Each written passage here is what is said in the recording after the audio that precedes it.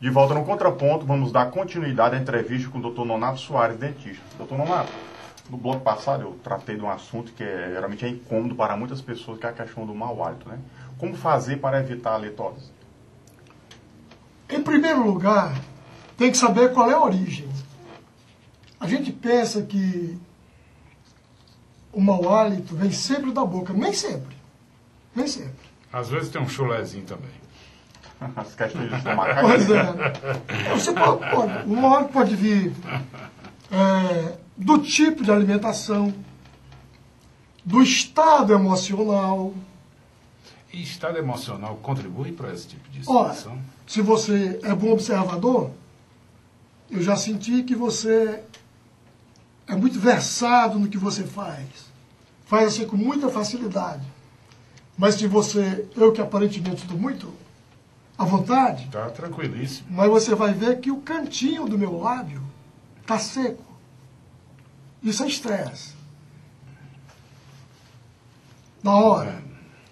E esse estresse que leva a essa xerostomia, que é secura da boca, leva a mau hálito. Tá certo? Então, doença periodontal dá mau hálito. Licença aqui, doutor Nonato, mas não existe nenhuma técnica, porque uma vez eu vi uma entrevista com aquela famosa atriz, a Fernanda Torres, disse que os atores eles têm uma técnica quando a boca fica seca, é morder a ponta da língua.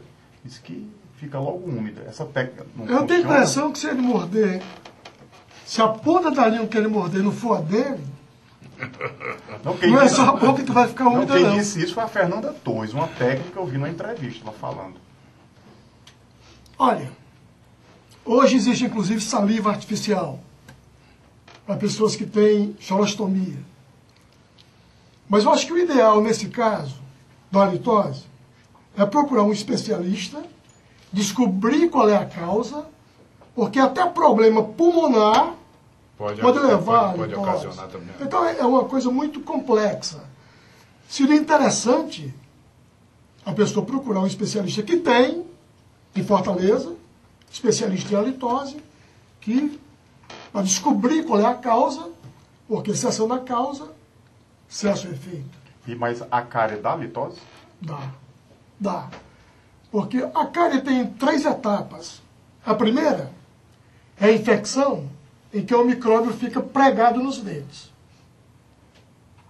Se você conseguir tirar dali o micróbio, mesmo que tenha começado a haver uma desmineralização do dente, se você colocar flúor na boca, ele remineraliza. Vê se eu me explico melhor. Isso aqui seria a parede, o esmalte do dente. Quando o micróbio produz ácido e o ácido ataca essa parede, ela vai perdendo minerais e vão abrindo assim umas brechinhas, ficando como se fosse uma peneirinha. Se nessa hora o dentista tiver a sensatez de fazer uma fluoterapia, essa peneirinha fecha.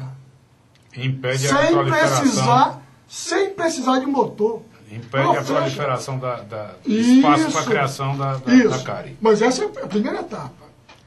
A segunda, que é o estado subclínico, quando fica esse buraquinho de peneira, clinicamente são aqueles dentes que ficam aquelas manchinhas brancas. Aquela manchinha branca é a segunda etapa do desenvolvimento da cárie. Se você vai ao dentista inexperiente e ele vê a manchinha branca e pega a sonda exploradora e passa naquela manchinha branca, meu Deus, se é uma telinha, ele fratura a tela. Quando fratura, aquela não remineraliza mais. Então aquilo que o povo acha que é cárie, na verdade é lesão de cárie. Como é que eu explico isso? A cárie é uma doença infecciosa. E o resultado dela é a cavitação, que é a terceira etapa.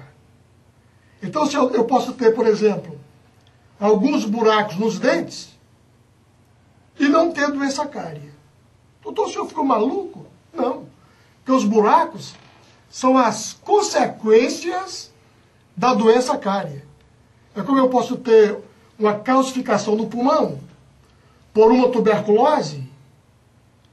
O indivíduo tem a calcificação, se não tem mais o micróbio, ele não tem mais a tuberculose. Aquela calcificação é uma consequência da doença que ele teve. Um registro da doença passada. Acabou. Em relação à cárie, é a mesma coisa. Então, o buraquinho, a cavidade, é a terceira etapa. É fragmentação dessa tela de esmalte que perdeu minerais. Agora, se ela for uma cavidade, junta mais fácil micróbio.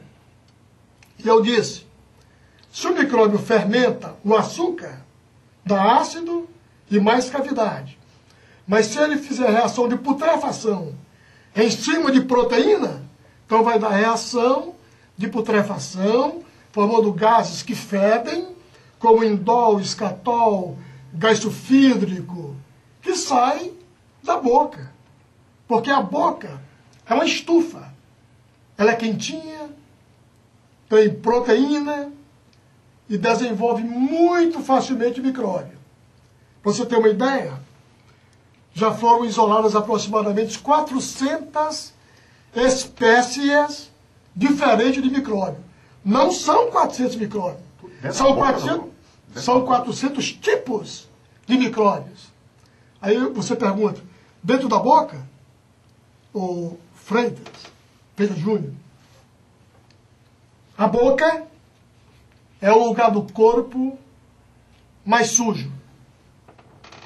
Doutor, o senhor ficou maluco? Não. O senhor quer dizer então, doutor, que a boca é mais suja do que o... É mais sujo de qualquer parte.